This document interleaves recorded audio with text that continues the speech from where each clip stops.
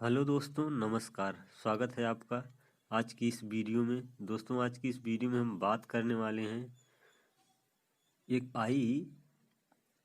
Air quality index के बारे में। दोस्तों, तो आइए जानते हैं कि एयर क्वालिटी इंडेक्स आखिर में है क्या चीज़ है।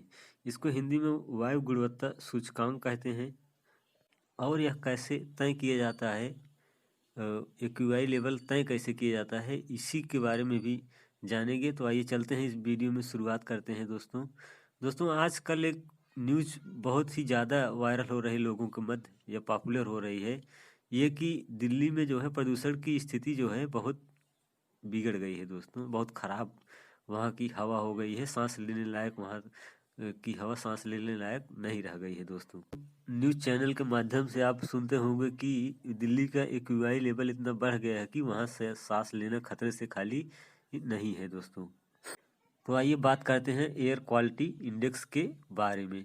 तो दोस्तों, इसको जानने से पहले आइए हम थोड़ा सा जान लेते हैं कि वायु प्रदूषण आखिर है क्या चीज़।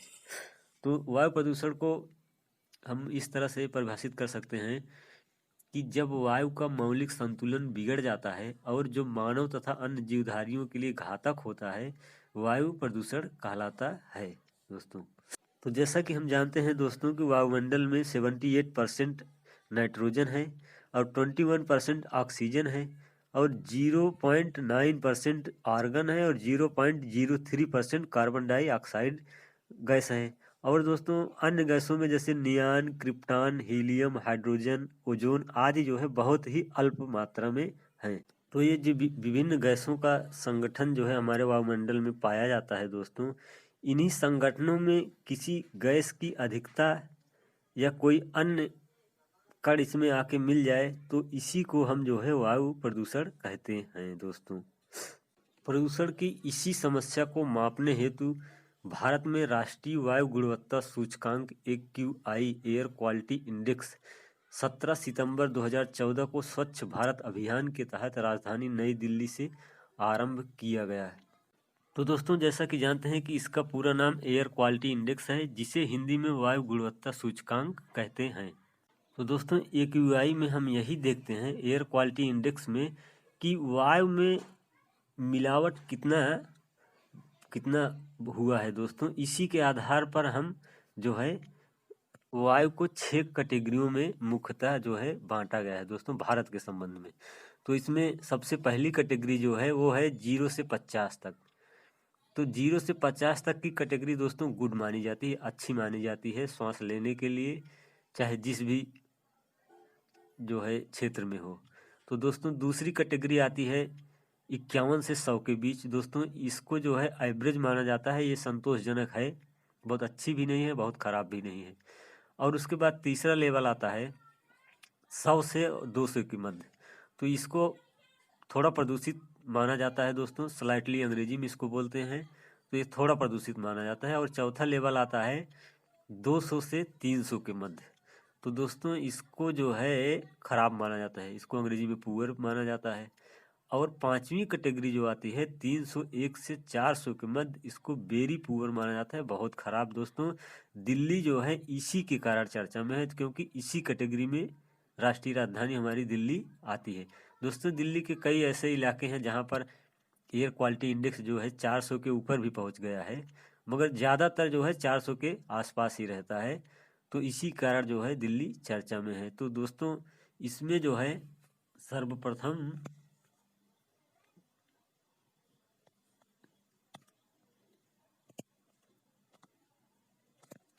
और जो लास्ट क्वालिटी है 401 से 500, इसको भीषण खतरनाक बोलते हैं। दोस्तों, इसमें जो है व्यक्तियों का सांस लेना मुश्किल हो जाता है और जो सांस के मरीज हैं उनको जो है बहुत ज़्यादा दिक्कत हो जाती है। दोस्तों, तो इसी वायु में मिलावट के आधार पर वायु को 6 कैटेगरियों में बांटा गया है। इसी के आधार पर वायु गुणवत्ता सूचकांक जो है तय होता है। दोस्तों, तो इसमें कुछ प्रमुख शब्दावलियां हैं, जैसे कि एक्यूआई है, इसका मतलब आप लोग जान गए हैं कि एयर क्वालिटी इंडेक्स।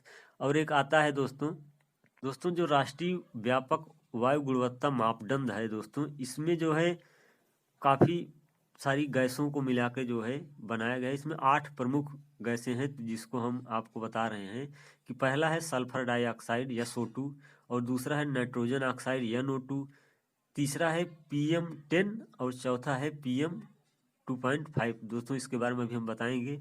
और पांचवा है ओजोन O3, छठा है सीसा PB, सातवां है कार्बन मोनोऑक्साइड CO, और आठवां है NH3 अमोनिया जिसको बोलते हैं। दोस्तों इसके अलावा और भी हैं जो प्रमुख हैं, जो प्रमुख नहीं हैं तो उसके बारे में हम बता देते हैं। बेंजीन है C6H6, आर्सेनिक AS, और निकेल है Ni। तो मुख्य रूप से जो है 8 प्रदूषक जो हैं इसमें PM10, PM2.5, NO2, SO2, CO, O3 और NH3 और PB, मतलब ये जो है सीसा। तो दोस्तों ये वायु ये 8 प्रकार के मुख्य प्रदूषक हैं।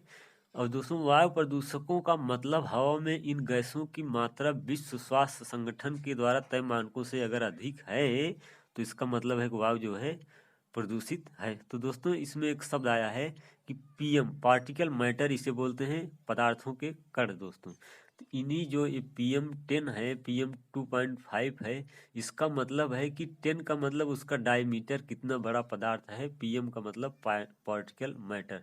तो दोस्तों PM2.5 जो है ये बहुत ही खतरनाक कण है। दोस्तों इसका अंदाजा आप इसी से लगा सकते हैं कि एक मानव का जो बाल है उसके व्यास पे जो है इसके 40 कण जो है आ सकते हैं।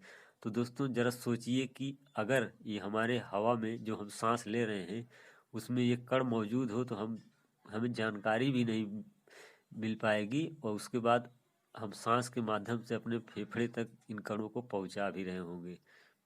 दोस्तों दिल्ली में वायु प्रदूषण की समस्या को भयावह बनाने में मुख्य भूमिका हवा में मौजूद PM2.5 और PM10 कणों की है दोस्तों, जिसकी वजह से इन कणों का स्तर वायु में बढ़ जाता है तथा सांस लेने में दिक्कत होती है।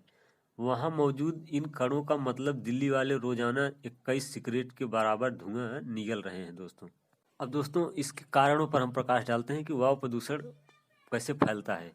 तो इसमें मुख्य है दोस्तों, पहला है हवा के बहाव में कमी, दिवाली के अवसर पर अत्यधिक बारूद जलाना, किसानों द्वारा अत्यधिक पराली जलाना, वाहनों की संख्या में तेजी से वृद्धि, औद्योगिक क्षेत्रों के कारखानों से निकलने वाला धुआं तथा रसायन पदार्थों से वायु प्रदूषित होती है, आणविक संयंत्रों के निकलने वाली गैसें, पेड़ों की कटाई, कोयला जलाने से, तेल शोधक कारखानों से।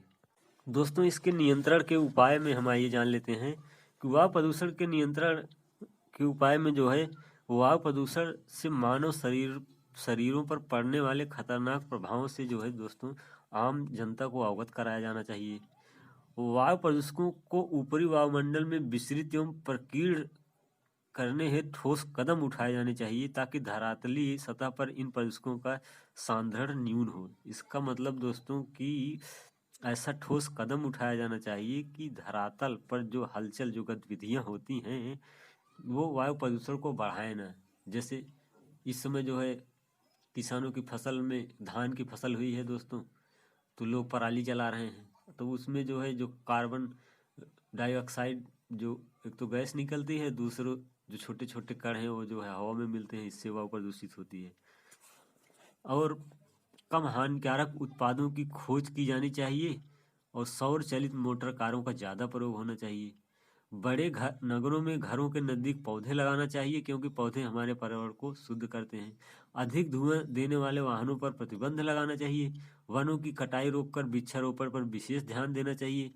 अपशिष्ट गैसों और धुएं के वायुमंडल में पहुंचने से पहले ही उनमें इतनी ऑक्सीजन मिला दी जाए कि उनमें उपस्थित पदार्थ का संपूर्ण ऑक्सीकरण हो जाए, जिससे प्रदूषण कम हो जाए। छोटे तथा बड़े सभी कल कारखानों में नगरों से बहुत दूर स्थापित करना चाहिए। अपशिष्ट पदार्थ युक्त बड़े कणों को उपयुक्त छतें लगाकर वायुमंडल में फैलने से रोका जाना चाहिए।